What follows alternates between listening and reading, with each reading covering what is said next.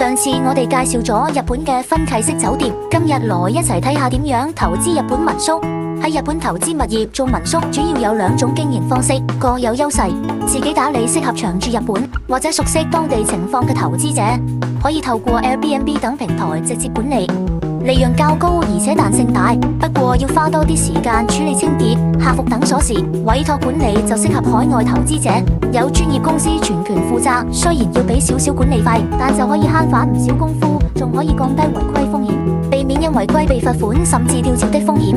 另外，民宿比起長租公寓收益更高，回報率可以去到6%到10%。特別係喺大阪、東京呢啲旅遊熱點，資產升值潛力大，仲可以透過營運成本扣稅。不過要留意遵守民宿新法、180日經營限制等法規，同埋評估淡旺季對現金流嘅影響。總括嚟講，要根據自己嘅時間、資金同風險承受能力，選擇合適嘅經營方式，先可以實現穩定收益。最日本旅遊業持續復甦，帶動強勁住宿需求。日本觀光廳數據顯示，2023年訪日遊客已經恢復到2500萬人次，持續推高民宿需求。其次，日本物業市場穩定，核心城市房產年均增值約3%到5%，兼具資本增值潛力。值得留意嘅係大阪特區民宿，因為准許全年經營，投資回報率比普通民宿再高10%到15%。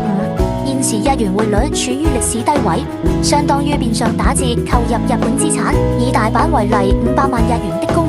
寓現在只需約27萬港幣，而裝修後日租可達2到3萬日元，回本期大幅縮短。如果持有日本長期簽證如工作簽證、經營管理簽證或者永住資格嘅外國人，可以喺日本申請住房貸款，唔是一次性俾存款，主要嘅銀行會向收入穩定、簽證有效期較長嘅外國人提供貸款，利率同貸款比例同日本人差唔多，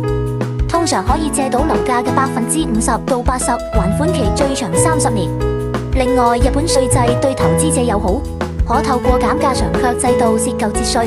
實際稅負可降低20%到30%。營運方面，智能管理工具如自動定價系統能優化收益，可根據市場調整定價，旺季房價可提升30%以上。整體而言，日本民宿投資門檻低、回報穩，是海外資產配置的優質選擇。